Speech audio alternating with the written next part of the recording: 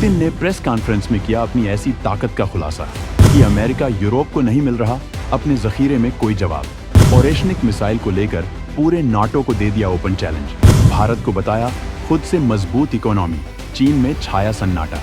दोस्तों, प्रधानमंत्री मोदी वक्त वक्त पर मन की बात कार्यक्रम को संबोधित करते हैं, जिसमें वो तमाम मुद्दों पर बात करते हैं।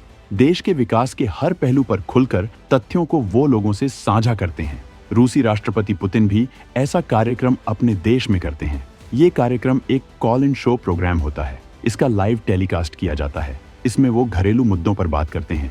इस बार के टेलीकास्ट में उन्होंने रूस से जुड़े हर मुद्दे पर खुलकर बात की है। उन्होंने भारत को लेकर भी कई खुलासे किए हैं। भारत के विकास के बारे में उन्होंने जो कुछ भी बताया है, उससे पता चलता है कि भारत ने बीते 10 सालों में कैसे खेल पलट दिया है। उन्होंने इस कॉन्फ्रेंस में नाटो को ओपन चैलेंज किया है, जिससे पश्चिम में सन्नाटा छा गया है। उन्होंने अपनी सबसे खतरनाक ओरेशनिक मिसाइल की ताकत को लेकर साफ किया है कि दुनिया की कोई भी ताकत इस मिसाइल को नहीं रोक सकती है। अमेरिका चाहे तो अपनी पूरी ताकत आजमा कर देख सकता है। तो पुतिन ने अपनी कॉन्फ्रेंस में किन किन बातों का खुलासा किया है, भारत को लेकर क्या चौंकाने वाले तथ्य बताए हैं, ओरेशनिक की ताकत को लेकर क्या बताया है, जानने के लिए वीडियो को आखिर तक देखिए। पुतिन ने नाटो पर किया जोरदार हमला, तबाही का बजा दिया बिगुल। मिल रही जीत के लिए सेना को दी बधाई, इकोनॉमी पर भी की बात। राष्ट्रपति पुतिन ने अपनी कॉन्फ्रेंस में हर मुद्दे पर खुलकर बात की है। अपनी कॉन्फ्रेंस में उन्होंने कई बार भारत का जिक्र किया है। इससे भारत और रूस के बीच मजबूत रिश्तों का पता चलता है। उन्होंने ब्रिक्स को लेकर विदेश मंत्री एस जयशंकर का भी नाम लिया। उन्होंने अपनी ओरेशनिक मिसाइल का भी जिक्र किया है और इसकी ताकत को लेकर पूरे नाटो को खुली चुनौती दे दी है। पुतिन ने ओरेशनिक मिसाइल की ताकत पर क्या क्या कहा है, नाटो पुतिन की इस चुनौती से क्यों सन्नाटे में आ गया है, इस बारे में हम आपको सब कुछ बताएंगे। लेकिन इससे पहले हम आपको ये बताना चाहेंगे कि उन्होंने भारत को लेकर क्या कहा है। पुतिन ने अपनी कॉन्फ्रेंस में भारत और चीन को एशिया में अपना दोस्त बताया है। उन्होंने कहा कि एशिया में उनके कई दोस्त हैं और भारत, चीन उनमें से एक हैं। यूक्रेन जंग शुरू होने के बाद रूस ने अपना ध्यान यूरोप के बजाय एशिया पर केंद्रित किया है। वो एशिया के साथ अपने संबंधों को मजबूत करना चाहते हैं, जिससे यूरोप रूस पर प्रतिबंध लगाकर भी उसकी इकोनॉमी को प्रभावित न कर पाए। रूस ने बहुत पहले ही इसकी शुरुआत कर दी थी और इसी का नतीजा है कि हजारों प्रतिबंधों के बाद भी यूरोप रूस की इकोनॉमी को खत्म नहीं कर पाया है। पश्चिम के प्रतिबंधों से लड़ने में पुतिन को जबरदस्त कामयाबी मिली है और उनकी इस कामयाबी में भारत और चीन का बहुत बड़ा योगदान है। इसी वजह से पुतिन ने भारत और चीन का जिक्र किया है। पुतिन ने भारत को रूस से बड़ी इकोनॉमी बताया है। उन्होंने कहा है कि भारत रूस से आगे है, लेकिन रूस, जापान और जर्मनी से आगे है। भारत इस वक्त दुनिया की 5वीं बड़ी अर्थव्यवस्था है। वो जल्द ही दुनिया की 3री बड़ी अर्थव्यवस्था बनने वाला है।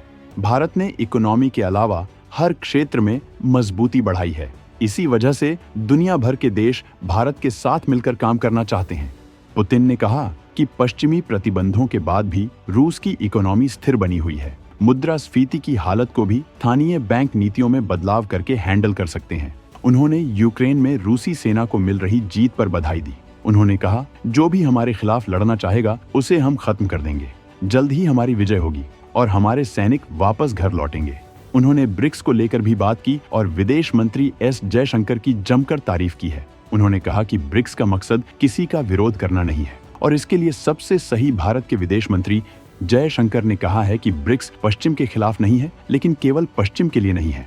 विदेश मंत्री जयशंकर ने G7 पर निशाना साधते हुए करारा जवाब दिया था और पुतिन ने उनके इसी बयान को दोहराया है। पश्चिम भारत के करीब होने का दावा करता है, लेकिन अभी तक भारत को G7 संगठन में हिस्सा नहीं दिया है। इससे उनकी मानसिकता का साफ पता चलता है और भारत पश्चिम की इस मानसिकता का खुलकर विरोध कर रहा है। सुरक्षा परिषद में भी स्थायी सदस्यता की मांग भारत की तरफ से की जा रही है।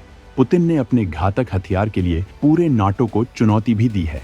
अमेरिका को पूरी दुनिया के डिफेंस सिस्टम इकट्ठा करने की दे दी चुनौती। ओरेशनिक मिसाइल के जरिए हमले का दिया सिग्नल, नाटो में मचा हड़कंप। पुतिन ने अपनी प्रेस कॉन्फ्रेंस में अपनी ताकत को लेकर खुला ऐलान किया। उन्होंने कहा कि ओरेशनिक को रोकने के लिए अमेरिका पूरी दुनिया के डिफेंस सिस्टम इकट्ठा कर ले और इस्तेमाल करके देख ले। हम उन्हें दिखाएंगे कि हम क्या कर सकते हैं। रूस ने हाल में ही यूक्रेन पर ओरेशनिक मिसाइल से हमला किया था। इस मिसाइल को खास यूक्रेन युद्ध के वक्त तैयार किया गया है। रूस ने इसका कोई ट्रायल नहीं किया था, सीधे जंग में दाग कर इसका परीक्षण किया गया है। और ये कामयाब रही थी। इस मिसाइल की ताकत से पूरा पश्चिम सन्नाटे में है। इस तकनीक की मिसाइल पूरी दुनिया में किसी के पास नहीं है। ये एक हाइपरसोनिक मिसाइल है जो 5000 किलोमीटर तक भयंकर हमला करती है। रूस ने इसे MIRV तकनीक से लैस किया है। इसने अपने हमले में 6 टारगेट को निशाना बनाया था और हथियारों की फैक्ट्रियों को राख कर दिया था। रूस ने इसके वॉरहेड में ऐसे बारूद का इस्तेमाल किया है जो 4000 डिग्री सेंटीग्रेड का टेम्परेचर पैदा करता है, जिसमें कोई भी मेटल पिघलकर खाक हो जाता है।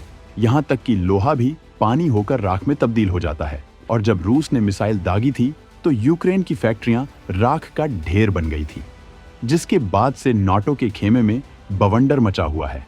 कोई देश इस मिसाइल की तकनीक के बारे में कुछ नहीं बता पा रहा था। फिर रूस ने खुद ही इसका खुलासा किया था। पहले यूक्रेन ने इसे ICBM मिसाइल बताया था। यूक्रेन ने इससे पहले रूस के भीतर लंबी दूरी की मिसाइलें दागी थीं।